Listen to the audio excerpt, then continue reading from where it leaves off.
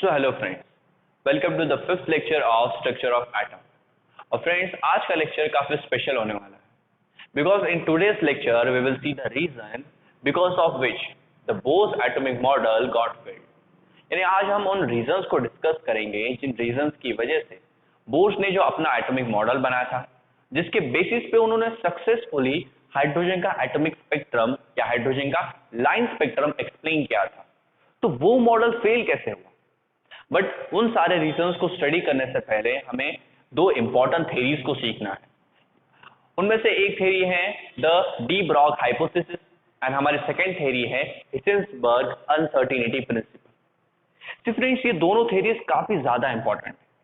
Bourse का atomic model इन दो theories को एक्सप्लेन नहीं कर पाया था और ये दोनों भी एक रीजन है जिसकी वजह से बोर्स का जो एटॉमिक मॉडल है वो फेल हो गया। और बोर्स के बाद जो हमारा नया एटॉमिक मॉडल है जो आज भी हम फॉलो करते हैं, वो इन्हीं दो थेरीज को लेके बना है। So that's why de Broglie hypothesis and Heisenberg uncertainty principle, ये दोनों काफी इंपॉर्टेंट थेरीज है बिकॉज आज का जो हमारा एटॉमिक मॉडल है जो एट दिस प्रेजेंट मोमेंट हम जानते हैं, वो इन्हीं दो थेरीज के बेसिस पे बनाया गया है। तो ये दोनों थेरीज क्या है, चलो ये देखते हैं। बट उससे पहले फ्रेंड्स, हम एक बार रिवाइज कर लेते हैं मैक्स प्लैंक की थेरी। मैक्स प्लैंक की थ्योरी में ऑलरेडी आपको बता चुका हूं कि एक साइंटिस्ट थे Max Planck. Now Max Planck ने क्या कहा कि मैक्स प्लैंक के टाइम में जो लाइट थी, लाइट को हम कंसीडर कर रहे थे एज अ वेव। लाइट को हम क्या कंसीडर कर रहे थे, एज अ वेव कंसीडर कर रहे थे। और इसका रीजन क्या था? इसका रीजन था कि लाइट इंटरफेरेंस और डिफ्रैक्शन जैसे इफेक्ट शो करती थी ना। इंटरफेरेंस और डिफ्रैक्शन आप 12th स्टैंडर्ड में फिजिक्स में देखने वाले थे। ओके ना, अब तक तो यही समझो कि इंटरफेरेंस और डिफ्रैक्शन ये ऐसी इफेक्ट्स हैं या ऐसे कैरेक्टरिस्टिक्स हैं जो सिर्फ वेव्स दिखा सकती है। ओके, अगर कोई चीज वेव है तो उसमें इंटरफेरेंस और डिफ्रैक्शन दोनों दिखेगा। जैसे साउंड वेव्स, वो वेव्स हैं तो उनमें ये दोनों इफेक्ट्स दिखाई देते हैं।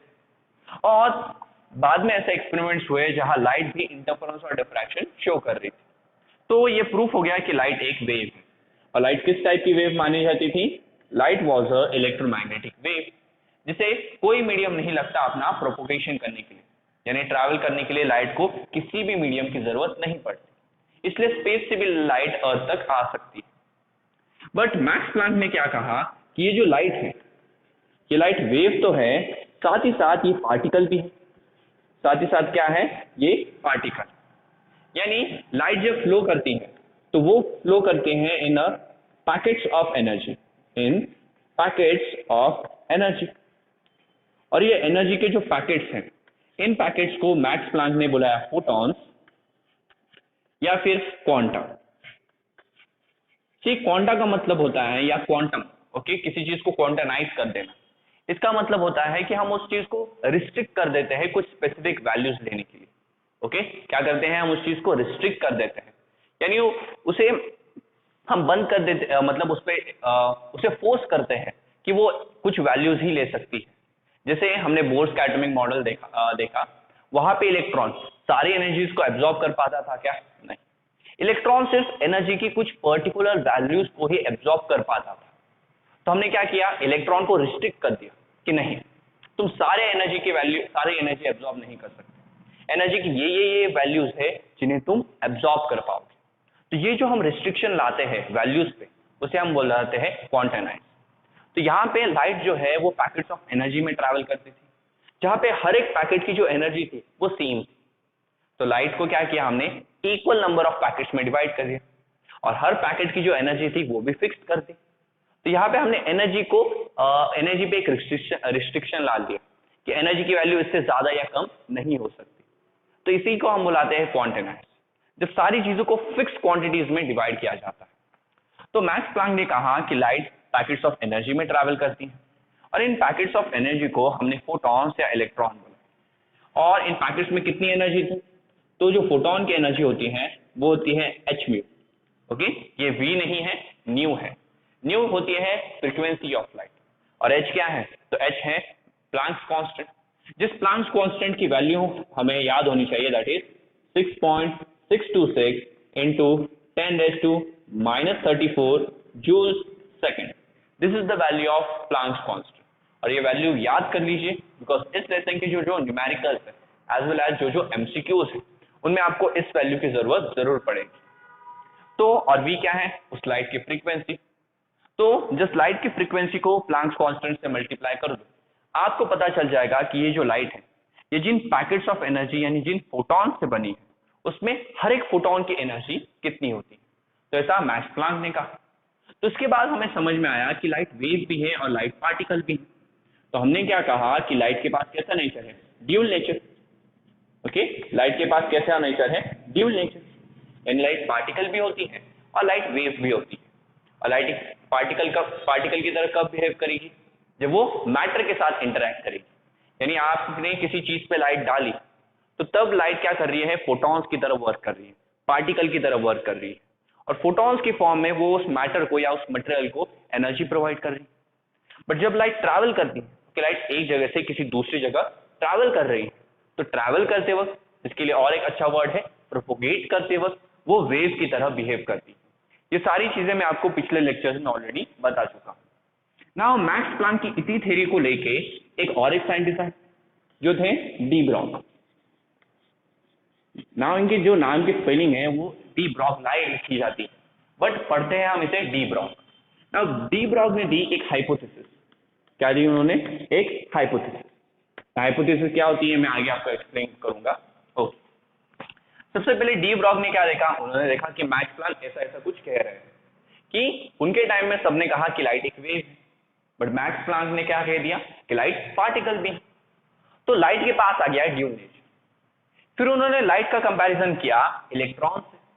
यानी अगर आप लाइट देखें, लाइट तो एक तरफ में लाइट की प्रॉपर्टीज लिखता हूं और एक तरफ में इलेक्ट्रॉन की प्रॉपर्टीज लिखता हूं। सबसे पहले डी ब्रॉग ने देखी लाइट की वेलोसिटी। तो लाइट की वेलोसिटी तो है 3 × 10⁸ मीटर पर सेकंड स्क्वायर, सॉरी मीटर पर सेकंड स्क्वायर एक्सेलरेशन का यूनिट मीटर पर सेकंड। तो ये आती है लाइट की वेलोसिटी।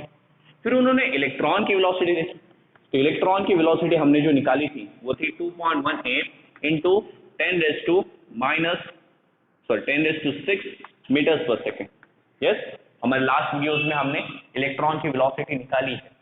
हाइड्रोजन के फर्स्ट ऑर्बिट में इलेक्ट्रॉन की जो वेलोसिटी हमें मिली वो ये थी, और वेलोसिटी निकालने का फॉर्मूला भी मैं आपको बता चुका हूं। तो हमारी इलेक्ट्रॉन की वेलोसिटी ये है। तो अगर आप करीब करीब देखें तो लाइट की वेलोसिटी और इलेक्ट्रॉन की वेलोसिटी सेम, यस, मतलब नियरली दोनों एक दूसरे के काफी क्लोज है। ये 10⁸ है और ये 10⁶ है। यस, सिर्फ 2 नंबर्स का डिफरेंस है यहाँ। तो इन दोनों की वेलोसिटी काफी सेम दिखी। देन अगर आप फोटोन का मास देखें, ओके, मास ऑफ फोटोन, और अगर आप इलेक्ट्रॉन का मास देखें तो इन दोनों का जो मास होता है it is very very small, it is very very small. यानी अगर आप कुछ बुक्स में रीड करोगे तो ऐसा कहा गया है कि फोटोन का कुछ मास ही नहीं होता। यस, ऑफ कोर्स करेक्ट है, बिकॉज फोटोन लाइट के स्पीड से ट्रैवल करते हैं, वो पूरी एनर्जीज है, तो इनके पास मास बिल्कुल नहीं होगा। बट कुछ जगह फोटोन का मास दिया गया भी है, बट उसकी वैल्यू जो है वो काफी छोटी है, इसलिए हम कंसीडर करते हैं कि इन दोनों का जो मास है वो निग्लिजिबल है। मुझे बताओ, एटॉमिक मास कैलकुलेट करते वक्त इलेक्ट्रॉन का मास काउंट करते हो क्या? नहीं। क्यों? बिकॉज इलेक्ट्रॉन का मास काफी छोटा होता है, उसकी ऑर्डर होती है 10⁻27 किलोग्राम, और फोटोन का मास अगर आप कुछ बुक्स में देखें तो उसकी ऑर्डर दी है 10⁻29 किलोग्राम। ओके ना, हमारी बुक में ऐसा बताया गया है फोटोन का मास नहीं होता, तो हम वैसा ही कंसीडर करेंगे। तो देखो, फोटोन और इलेक्ट्रॉन का मास भी कुछ नहीं है, यानी उनका मास भी हम कंसीडर नहीं करते। तो डी ब्रॉग ने कहा कि अगर लाइट की वेलोसिटी इतनी है और उसका मास भी कुछ नहीं है, सेम इलेक्ट्रॉन के साथ है, इलेक्ट्रॉन की भी वेलोसिटी काफी ज्यादा है और उसका मास तो है ही नहीं, तो अगर लाइट वेव और पार्टिकल दोनों हो सकती है, तो क्या इलेक्ट्रॉन लाइट और इलेक्ट्रॉन वेव और पार्टिकल नहीं हो सकता? क्या नहीं? अब तक हम इलेक्ट्रॉन को क्या समझ रहे थे? इलेक्ट्रॉन को हम ट्रीट कर रहे थे एज अ पार्टिकल। इलेक्ट्रॉन एक नेगेटिवली चार्ज पार्टिकल। तो डी ब्रॉग ने क्या कहा कि अगर आप लाइट को वेव समझते हो तो क्यों हम इलेक्ट्रॉन को वेव नहीं समझ सकते? बिकॉज लाइट की जितनी वेलोसिटी है उसके कंपैरिजन में इलेक्ट्रॉन की भी वेलोसिटी है। यस, दोनों की वेलोसिटी काफी ज्यादा है। फोटोन का भी कुछ मास नहीं होता, इलेक्ट्रॉन का भी कुछ मास नहीं होता। तो लाइट अगर वेव और पार्टिकल दोनों हो सकती है, तो क्यों इलेक्ट्रॉन सिर्फ पार्टिकल रहेगा? इलेक्ट्रॉन भी तो वेव बन सकता है ना। ये पॉइंट सुनकर सबके सब शॉक हो गए, यानी उस टाइम जितने भी साइंटिस्ट थे सबके सब शॉक हो गए कि ऐसा कैसे हो सकता है, ये थ्योरी बनती कैसे है। तो अगर आप देखिए ये एक हाइपोथेसिस, सी हाइपोथेसिस का मतलब होता है, ये कोई लॉ थ्योरी ऐसे कुछ नहीं होता। हाइपोथेसिस का मतलब होता है कि अभी आपके पास जितना एविडेंसेस है, अभी आपको जितनी इंफॉर्मेशन, उसके बेसिस पे आप एक स्टेटमेंट बना देते हो। और उस स्टेटमेंट क्यों बनाते हो? ताकि उस स्टेटमेंट पे आगे रिसर्च चालू हो सके। डी ब्रॉग ने क्या किया, उन्हें इलेक्ट्रॉन की वेलोसिटी पता थी और इलेक्ट्रॉन का मास पता था, तो इतनी ही लिमिटेड इंफॉर्मेशन पे उन्होंने एक स्टेटमेंट बना दी। और वो स्टेटमेंट क्या थी? Electron is a wave.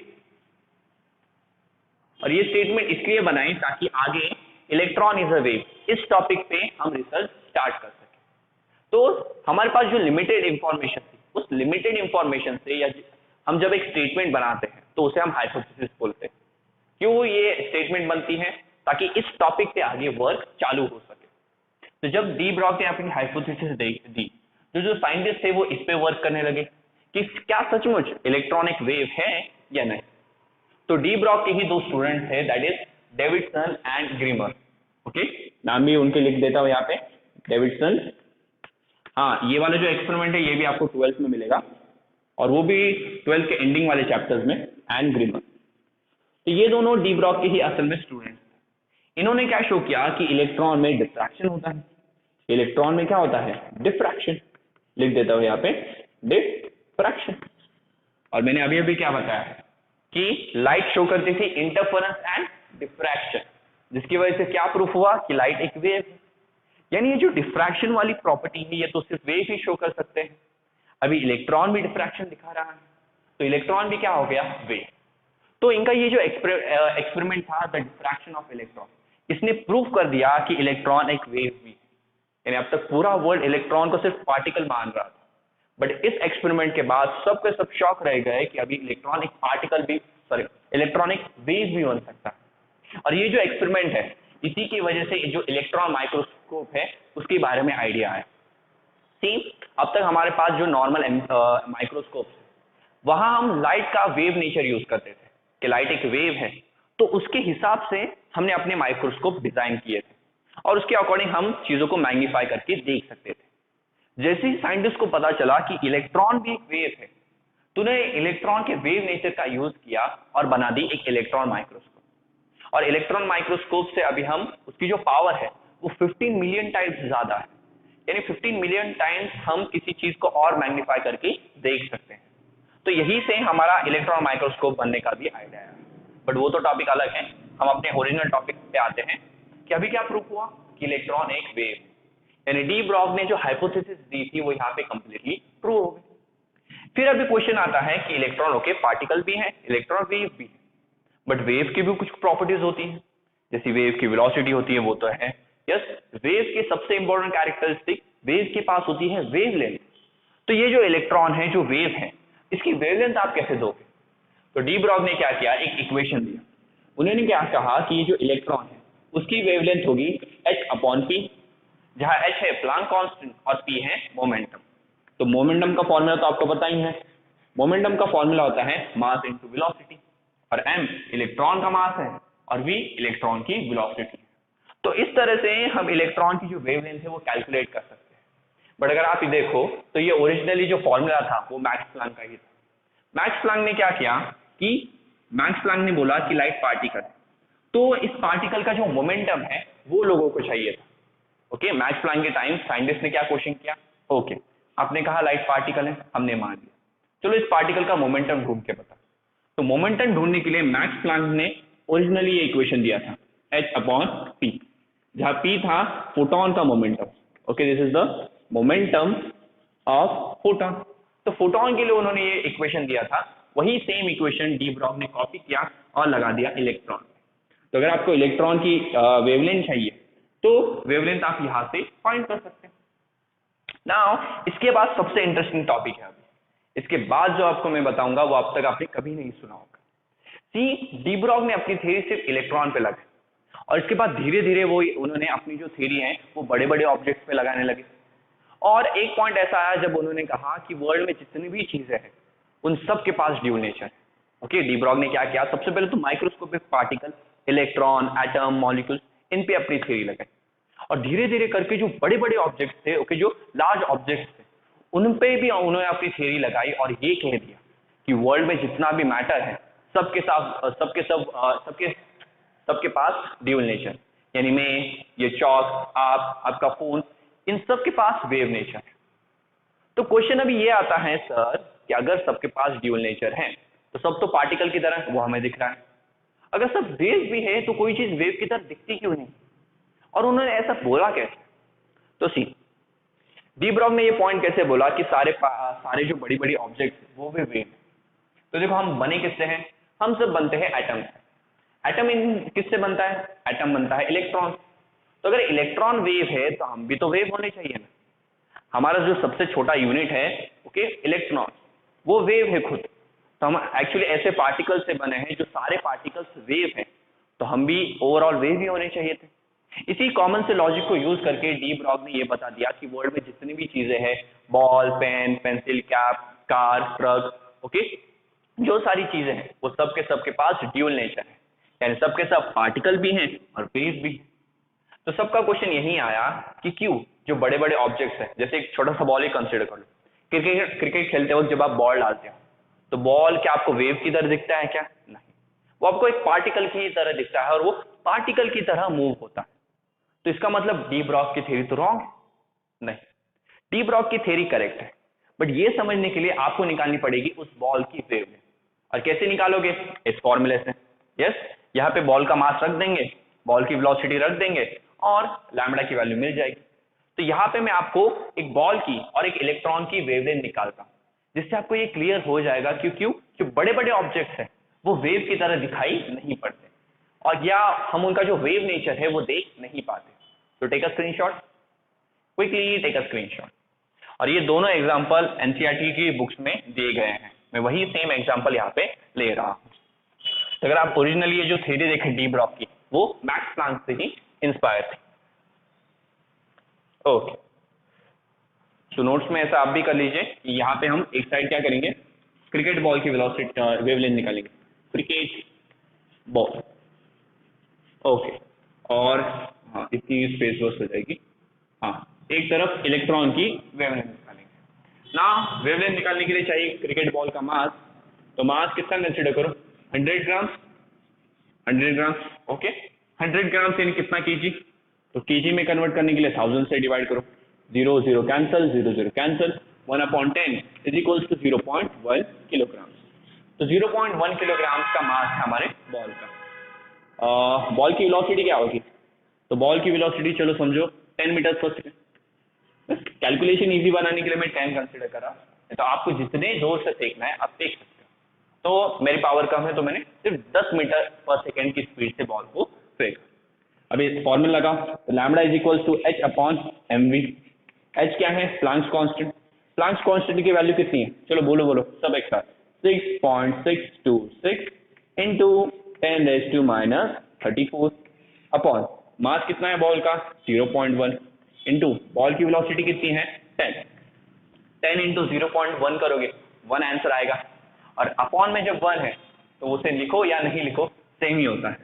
यानी यहाँ पे हमारी जो वेवलेंथ आई है वो है 6.626 इंटू 10⁻³ मीटर्स। ओके, ये वेवलेंथ किस में आ गई? मीटर्स में आ गई। बट वेवलेंथ जो होती है वो आर्मस्ट्रांग में होती है ना। हमेशा याद रखो कि जो 1 मीटर है वो बराबर है 10⁻10 आर्मस्ट्रांग के। किसके बराबर है? 1 मीटर 10⁻10 आर्मस्ट्रांग के बराबर, सॉरी 10⁻10, हाँ 10⁻10 आर्मस्ट्रांग के बराबर होता है। तो अगर आपने इसे आर्मस्ट्रांग में कन्वर्ट करना है तो 10⁻10 से इसे डिवाइड करना पड़ेगा, तो ये आर्मस्ट्रांग में कन्वर्ट हो जाएगा। अगर आप इसे 10⁻10 से डिवाइड करोगे तो यहाँ पे पावर कम हो जाएगी, एंड ये पावर बन जाएगी 10⁻24 आर्मस्ट्रांग। ओके, तो पावर यहाँ पे सिर्फ 10 से कम हो जाएगी।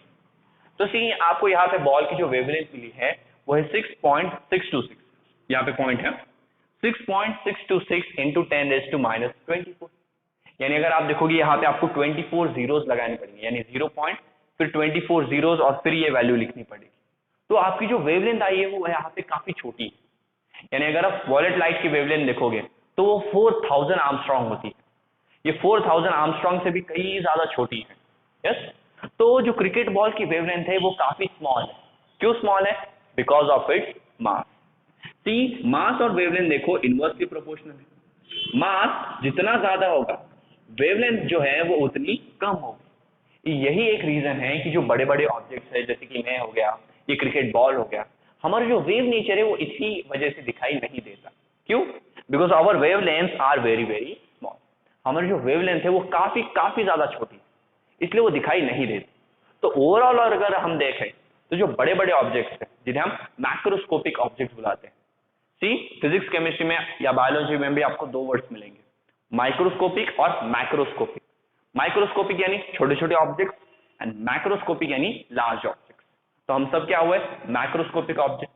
तो उनपे आप ये फॉर्मूला लगाओगे, लगा सकते हो, कोई प्रॉब्लम नहीं, बट जो वेवलेंथ आएगी वो काफी छोटी आएगी। तो ओवरऑल हमें क्या दिखा? ये जो क्रिकेट बॉल है ये पार्टिकल है। तो अगर आपसे कभी क्वेश्चन पूछा जाए, सिंपल सा क्वेश्चन भी बन सकता है इस पे कि डू अ क्रिकेट बॉल या does a cricket ball has wave nature? क्या एक क्रिकेट बॉल के पास वेव नेचर होता है क्या? तो आप सिंपली आंसर कर दो नो, बिकॉज उसका वेव नेचर दिख ही नहीं सकता। बट अगर क्वेश्चन पूछा जाए कि does a cricket ball has some wavelength? Does a cricket ball has some wavelength? तो वेवलेंथ की वैल्यू एग्जैक्टली जीरो मत लिखो। वेवलेंथ है, कुछ तो भी है, यस, ऐसा तो नहीं है एग्जैक्टली जीरो है, कुछ तो भी है बट काफी छोटी है। तो वेवलेंथ एग्जैक्टली जीरो मत लिखना, लिखना काफी काफी स्मॉल होती है। जीरो को टिक करोगे ना तो आंसर रॉन्ग हो जाएगा। तो क्रिकेट बॉल की वेवलेंथ तो हमने निकाल दी, अभी इलेक्ट्रॉन की निकालते हैं। तो इलेक्ट्रॉन का मास सबको याद होगा, कितना होता है? 9.1 इंटू 10⁻⁻27 kg।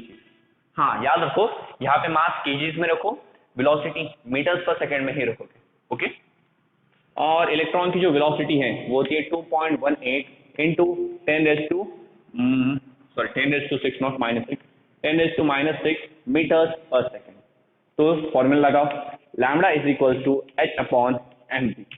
h क्या है? प्लैंक्स कांस्टेंट, तो उसकी वैल्यू है 6.626 इंटू 10⁻34 अपॉन इलेक्ट्रॉन का मास 9.1 इंटू 10⁻27 इंटू इलेक्ट्रॉन की वेलोसिटी है 2.18 इंटू 10⁻6।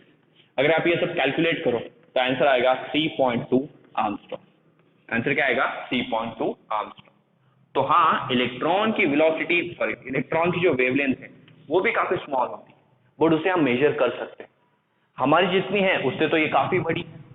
तो इलेक्ट्रॉन की जो वेवलेंथ है वो हम मेजर कर सकते हैं, यस, वो काफी बड़ी होती है। इसलिए इलेक्ट्रॉन का जो वेव नेचर है वो हम कंसीडर कर सकते हैं यहाँ पे। व्हाई? बिकॉज उसकी जो वेवलेंथ है वो काफी बड़ी है। सो दैट्स व्हाई हम इलेक्ट्रॉन को as a particle, okay, that's why हम इलेक्ट्रॉन को as a particle and as a wave treat कर सकते हैं। So electron has dual nature, particle nature also and wave nature also. Wave nature आया कहां से? उसकी वेवलेंथ से, यस, उसकी वेवलेंथ इतनी बड़ी थी इसलिए उसके पास वेव नेचर भी है। तो डी ब्रॉग की जो हाइपोथेसिस थी वो यहाँ पे करेक्ट हो गई कि इलेक्ट्रॉन और अ माइक्रोस्कोपिक ऑब्जेक्ट, यस, मैंने क्या बोल रहा था कि डी ब्रॉग का जैसे एक्सपेरिमेंट इलेक्ट्रॉन पे करेक्ट हो गया, उन्होंने अपना एक्सपेरिमेंट बढ़ाना, एक्सपांड करना शुरू किया। उन्होंने देखा कि बाकी माइक्रोस्कोपिक ऑब्जेक्ट भी दोनों नेचर दिखाते हैं या नहीं, तो दिखाते थे। ओके, जब तक आप छोटे छोटे ऑब्जेक्ट्स की बात करोगे जिनका मास काफी ज्यादा छोटा है और जो हाई वेलोसिटी से ट्रैवल करते हैं, ओके, हाँ याद रखो, ये उन्हीं ऑब्जेक्ट्स के लिए कहा जा रहा है जो मोशन में है, यस। डी ब्रॉग ने क्या कहा था? डी ब्रॉग हाइपोथेसिस क्या थी कि all moving particles, all moving particles, जितने भी पार्टिकल्स मूव कर रहे हैं उनके पास ये दोनों नेचर होंगे, यानी वो एज अ पार्टिकल भी बिहेव करेंगे एंड एज अ वेव भी बिहेव करेंगे, जो ऑफकोर्स करेक्ट है। मुझे बताओ, जो ऑब्जेक्ट रेस्ट पे है उसके लिए वेलोसिटी की वैल्यू जीरो हो जाएगी, यहाँ पे जीरो पुट कर दोगे, आंसर क्या आएगा आपका? इन्फिनिटी, यस, तो वो तो गलत हो जाएगा। तो इसलिए डी ब्रॉग ने कहा कि ऑल द मूविंग पार्टिकल, जितने भी पार्टिकल्स मूव कर रहे हैं उनके पास पार्टिकल और वेव नेचर होगा। बट एक्चुअल में ये चीज किस पे अप्लाई होती है? Only for the microscopic particle. So all the microscopic particles, all the microscopic moving particles have dual nature. They are particles also and they are wave also. तो ये था डी ब्रॉग का एक हाइपोथेसिस। और ये काफी इंपॉर्टेंट थ्योरी थी because world में किसी को अभी पता नहीं था कि इलेक्ट्रॉन वेव भी हो सकता है। तो इसके बाद जो हमने एटॉमिक स्ट्रक्चर बनाना शुरू किया वो इलेक्ट्रॉन का वेव वाला नेचर बना के शुरू किया, और इसलिए अभी जो एटम का आप स्ट्रक्चर देखोगे वो ऐसा होगा जो आपने कभी सुना भी नहीं होगा। इसके बाद वाली जो थ्योरी है वो तो और भी ज्यादा इंटरेस्टिंग है, that is Heisenberg uncertainty principal. इतना स्क्रीनशॉट निकाल लीजिए, निकाल लिया? आप ऐसे ही आपके खुद के इंटरेस्ट के लिए ट्राई कर सकते हैं, आपकी खुद की जो वेवलेंथ है वो भी आप इस फॉर्मूले से निकाल लो। यस, सपोज आप भाग रहे हो तो भागोगे किस स्पीड से? 20 मीटर पर सेकेंड की स्पीड से, तो वो वैल्यू डालो, अपना वेट डाल दो केजीज में, और देखो कि आपकी खुद की वेवलेंथ कितनी है, या आप ऐसे ही आपके खुद के लिए कर सकते हो। ओके, सो एक इंपॉर्टेंट थ्योरी तो हो गई। हाँ, और यही थ्योरी एक बोर्ड का फेलियर का रीजन भी था। वो कैसे है वो मैं आगे आपको मतलब इस वीडियो के एंड में आपको बता दूंगा। अभी देखते हैं हमारी दूसरी इंपॉर्टेंट थ्योरी।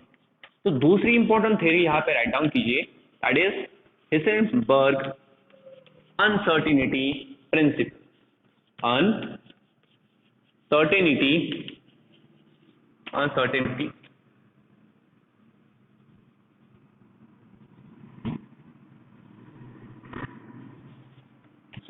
Uncertainty principle. ये प्रिंसिपल तो और भी ज्यादा इंटरेस्टिंग है। यहाँ पे हिसेनबर्ग ने क्या कहा? हाँ, हिसेनबर्ग की थ्योरी डी ब्रॉग के बाद ही है। जब हिसेनबर्ग को पता चला कि इलेक्ट्रॉन अभी एक वेव भी है और एक पार्टिकल भी, उस थ्योरी के बेसिस पे उन्होंने अपना ये प्रिंसिपल बनाया। इस प्रिंसिपल में वो ये कहते हैं कि the exact position, okay, the exact position and momentum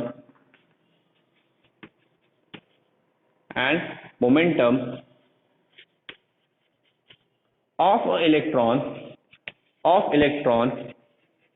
cannot be determined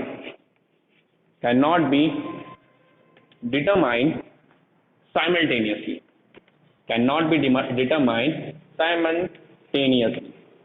तो ये उनका अनसर्टेनिटी प्रिंसिपल कि या ऐसा लिख लो आप, it is impossible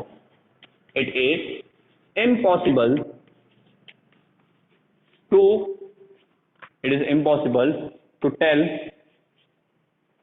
tell the exact position and momentum of an electron simultaneously। आप इस चीज को ऐसा भी लिख सकते हो कि it is impossible to tell the exact position and momentum of electron simultaneously, यानी एक ही साथ आप इलेक्ट्रॉन की पोजीशन और उसका मोमेंटम यानी उसकी मास और वेलोसिटी नहीं बता सकते। ये था हिसेनबर्ग का अनसर्टेनिटी प्रिंसिपल। अब ये कैसे हुआ सर? तो सी मुझे बताओ, इलेक्ट्रॉन क्या है? इलेक्ट्रॉन है एक वेव। अभी अगर मैं बोल रहा हूं तो साउंड वेव प्रोड्यूस हो रही है। यस, मुझे बताओ ये साउंड वेव अभी कहां पहुंची? इस वक्त बता सकते हो साउंड वेव कहां गई? आप नहीं बता सकते।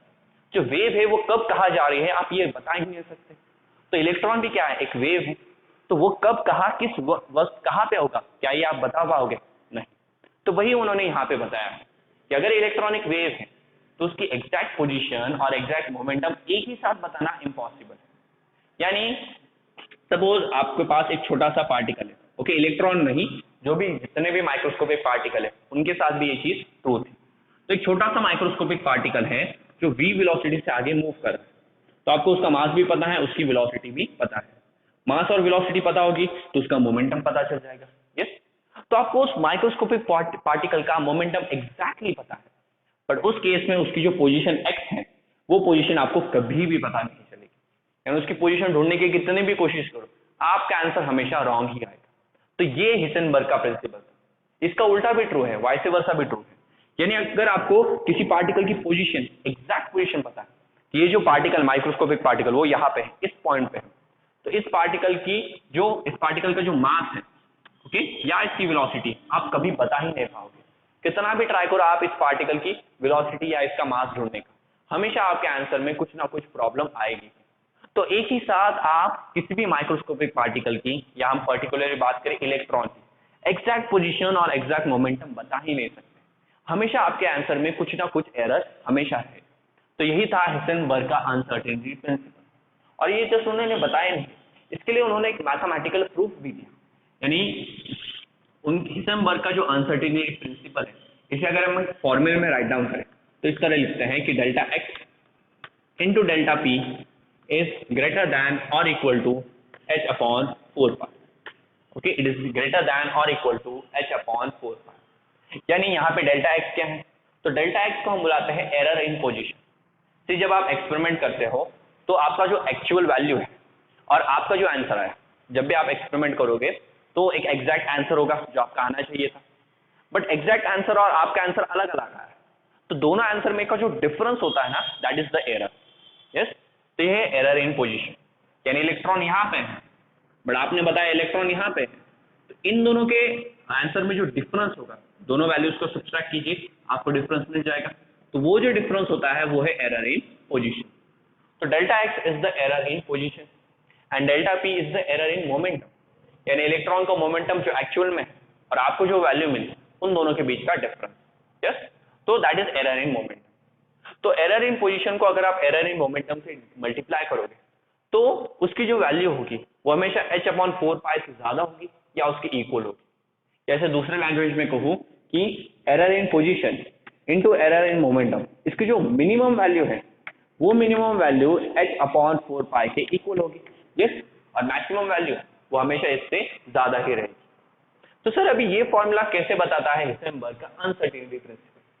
बिकॉज यहाँ से तो कुछ नहीं समझा कि कैसे, अगर मोमेंटम पता होगा तो पोजीशन पता नहीं चलेगी, पोजीशन पता होगी तो मोमेंटम पता नहीं चलेगा, इस फॉर्मूले से कैसे कुछ समझेगा?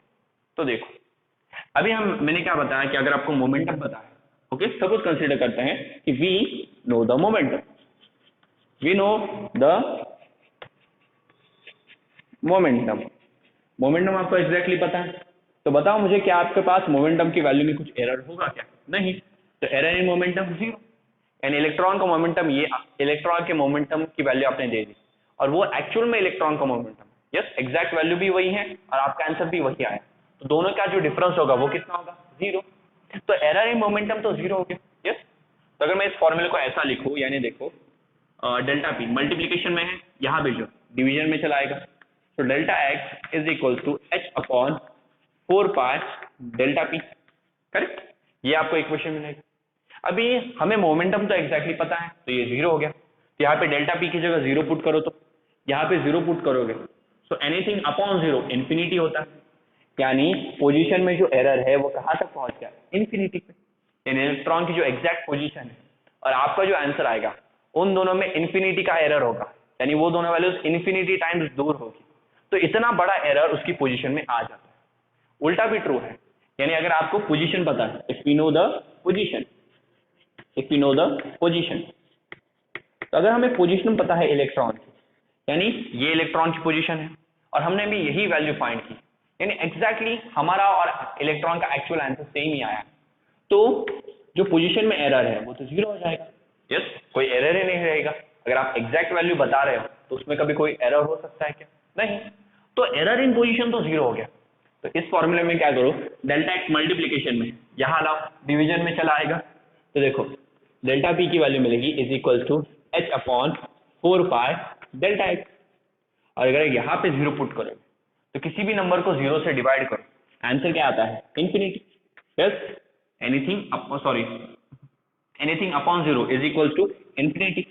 तो यहाँ पे मोमेंटम में जो एरर है वो इन्फिनिटी आ जाएगा, यानी आप उसका मोमेंटम कभी ठीक से कैलकुलेट नहीं कर पाओगे, हमेशा आपका जो भी आंसर आएगा वो हमेशा गलत होगा, या किसी दूसरे को भी आंसर बता दो वो भी यही बोलेगा कि आपका आंसर गलत आ रहा है। तो ये था हिसेनबर्ग का अनसर्टेनिटी प्रिंसिपल, जो ऑफकोर्स करेक्ट था, बिकॉज इलेक्ट्रॉनिक वेव है, वेव कब कहाँ होगी आप बता ही नहीं सकते, तो उसका मोमेंटम अगर पता चल गया तो पोजीशन नहीं बता पाओगे, और पोजीशन पता चल गई तो मोमेंटम भी बताया जा नहीं सकता। This was Heisenberg uncertainty principle, और ये भी नील्स बोर के एटॉमिक थ्योरी का एक ड्रॉबैक था। तो इतना आप राइट डाउन कीजिए, और मैंने ये भी बता दिया कि इस फॉर्मूले की मदद से कैसे हिसेनबर्ग का अनसर्टेनिटी प्रिंसिपल समझ में आता है। हाँ, इस चीज को आप और एक तरह से लिख सकते हो कि देखो क्या लिखता है, चलो, हाँ, delta x into delta P is equal to H upon 4 pi, correct? यही हमारा थ्योरम है ना। मोमेंटम क्या होता है? मास इंटू वेलोसिटी, जिसे मैं ऐसे लिख सकता हूँ delta x into delta m v is equal to h/4 ना। मुझे बताओ मास में कभी कोई चेंज आ सकता है क्या? नहीं, मास में आप एरर नहीं कर सकते, मास तो हमें पता है और मास कभी इलेक्ट्रॉन का चेंज भी नहीं होगा। तो मास हमें पता है तो हम यहाँ से मास निकाल देंगे।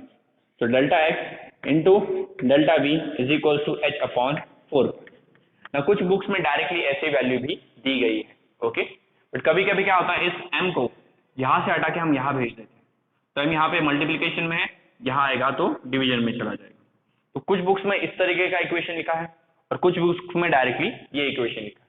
ये इक्वेशन लिखा है तो भी करेक्ट है, ओके। उसमें वो m गायब इसलिए कर दिया बिकॉज मास तो एग्जैक्टली हमेशा पता ही होगा, तो उसे कंसीडर करने की जरूरत नहीं।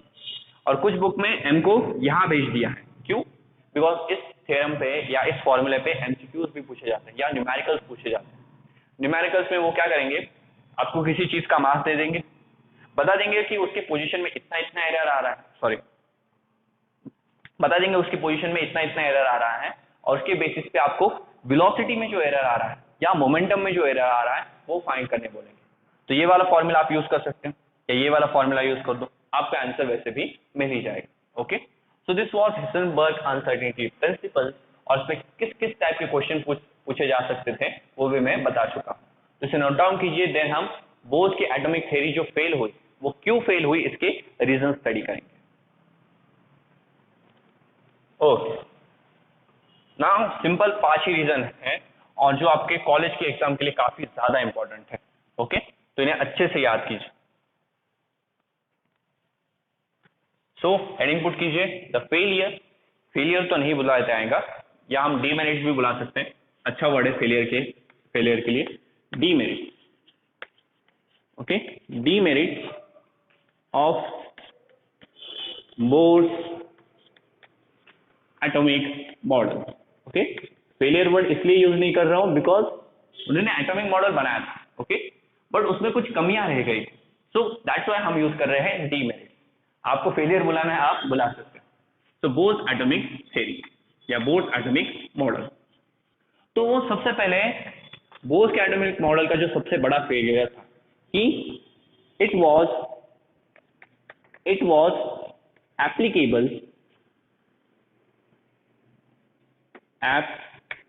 applicable only on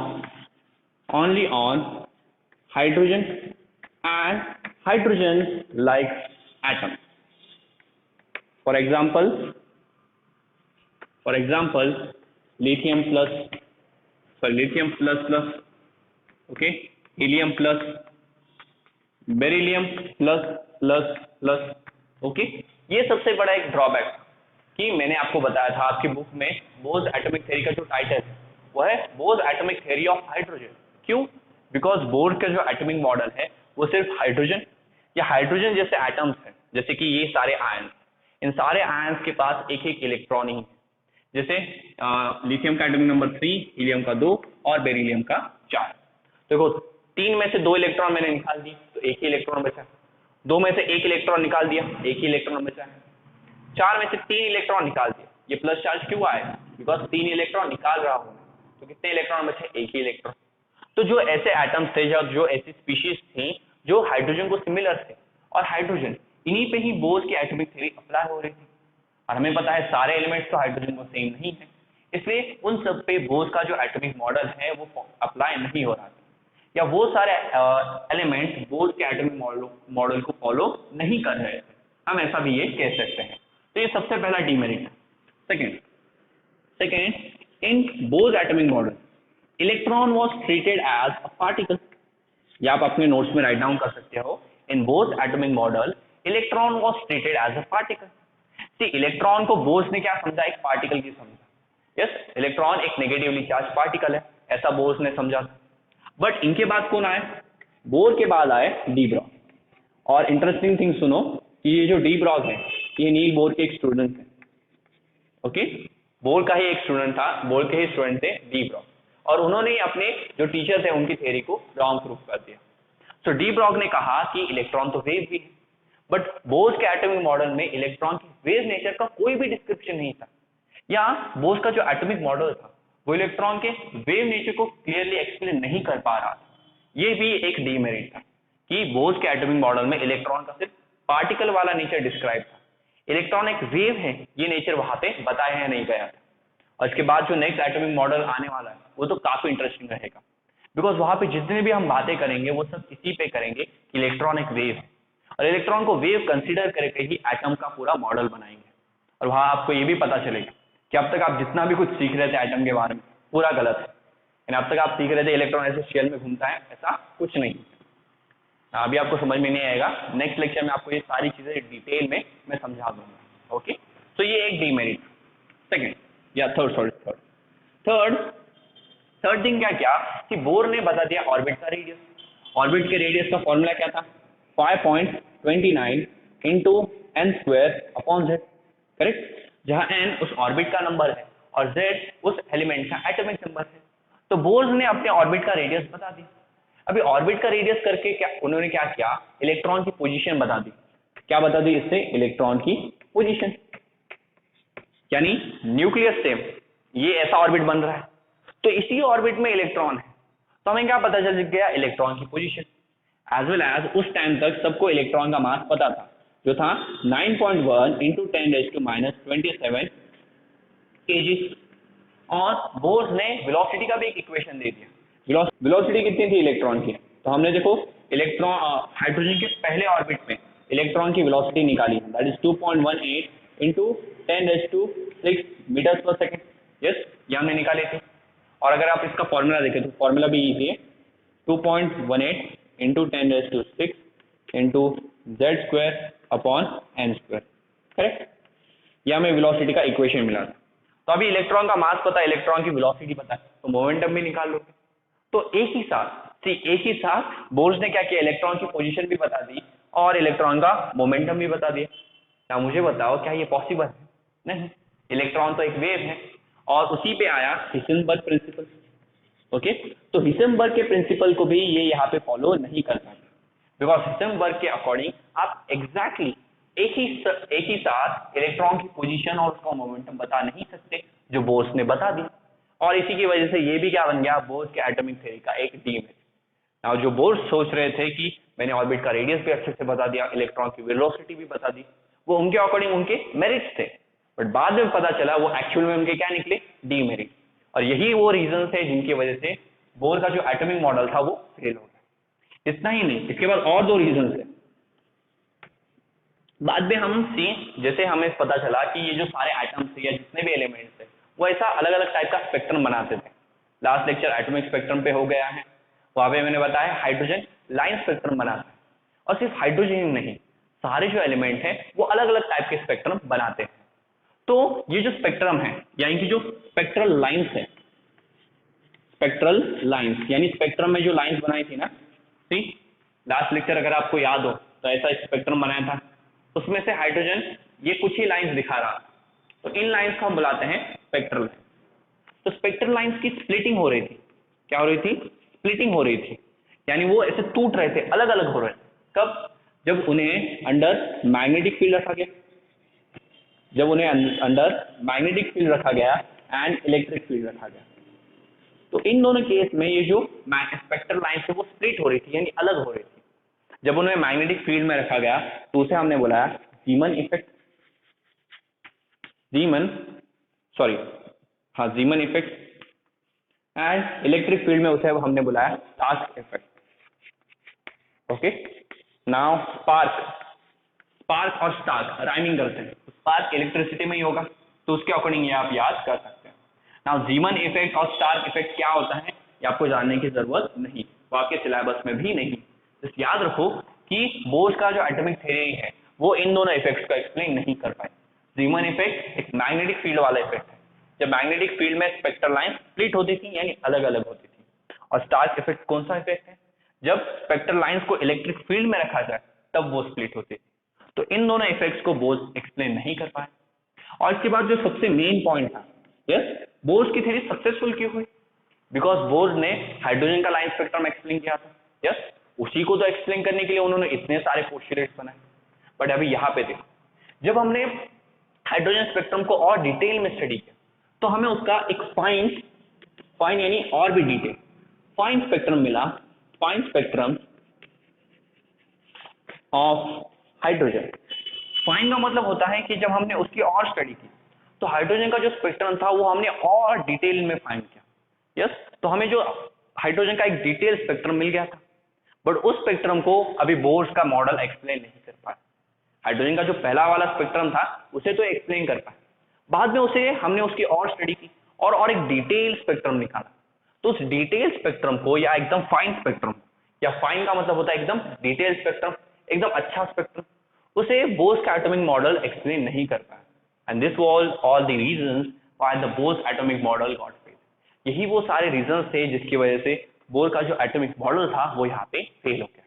पहला रीजन कि बोर्स का मॉडल सिर्फ हाइड्रोजन, और हाइड्रोजन लाइक एटम्स नहीं, स्पीशीज कर लो, बिकॉज ये तीनों के तीनों एटम्स दिख रहे हैं, नहीं, ये आयंस है।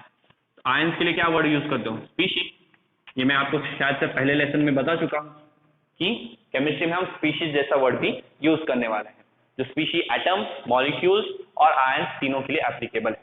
ओके, तो ये लॉ सिर्फ हाइड्रोजन है, हाइड्रोजन जैसी स्पीशीज पे ही अप्लाई होता था। देन यहाँ पे हमने इलेक्ट्रॉन को पार्टिकल बता दिया, और इलेक्ट्रॉन के वेव नेचर का कोई डिस्कशन नहीं किया, ये भी एक डिमेरिट था। थर्ड क्या डिमेरिट था कि उन्होंने ऑर्बिट का रेडियस बता दिया, उससे इलेक्ट्रॉन की पोजीशन पता चल गई और इलेक्ट्रॉन का मास और वेलोसिटी भी बता दी। तो एक ही वर्ष बोर्स ने इलेक्ट्रॉन की पोजीशन और उसका मोमेंटम दोनों बता दिया, जो हिसेनबर्ग के अनसर्टेनिटी प्रिंसिपल के अकॉर्डिंग रॉन्ग था। तो ये भी उनका एक डीमेरिट बन गया। उसके बाद वो जीमन इफेक्ट, यानी मैग्नेटिक फील्ड में स्पेक्ट्रल लाइंस किस तरह से स्प्लिट होती हैं ये बता नहीं पाए, और स्टार्क इफेक्ट कि इलेक्ट्रिक फील्ड में मैग्नेटिक लाइंस किस तरह से स्प्लिट होती हैं ये एक्सप्लेन नहीं कर पाए। और सबसे एंड में जो उनका मेन रीजन था जिसकी वजह से वो सक्सेसफुल बने थे, वही रीजन बाद में उनके फेलियर का भी रीजन बन गया कि जब हाइड्रोजन एटम के लाइन स्पेक्ट्रम को और भी डिटेल में स्टडी किया तो हमें एक और अच्छा सा स्पेक्ट्रम मिला। उस स्पेक्ट्रम को बोर्स का एटॉमिक मॉडल एक्सप्लेन नहीं कर पाया। So this all are the 5 reasons why the Bohr's atomic model got fail. तो इन्हें राइट डाउन कीजिए, और इसके बाद स्टार्ट होने वाला है इस लेसन का सबसे important topic, that is quantum mechanics. Quantum mechanics के बारे में एक लाइन याद कर लीजिए, क्योंकि क्वांटम मैकेनिक्स एक ऐसा टॉपिक है जो साइंटिस्ट को भी समझ में नहीं आता। यस, तो हमें कहाँ से समझ में आएगा, ऐसा नहीं। क्वांटम मैकेनिक्स को अगर आप डिटेल में जाके स्टडी करोगे तो ऑफकोर्स वो समझ में नहीं आएगा। साइंटिस्ट काफी डिटेल में जाके स्टडी करते हैं, वो हमें नहीं करना। हमें क्वांटम मैकेनिक्स को एकदम ऊपर से स्टडी करना है, और वो सारी जितनी भी ऊपर की बातें हैं ना वो हमें अच्छे से समझ में आएगी। और ज्यादा डिटेल में अगर जाओगे तो वो तो साइंटिस्ट को भी नहीं समझ में आ रहा, तो हमें भी समझने में नहीं आएगा। तो नेक्स्ट लेक्चर में हम स्टार्ट करेंगे quantum mechanical model of atom, जहां पे हम इलेक्ट्रॉन के वेव नेचर को डिस्कस करेंगे, और वहां पे एक इंपॉर्टेंट इक्वेशन है स्क्रॉडिंजर इक्वेशन, उसकी भी हम स्टडी करेंगे। So thank you.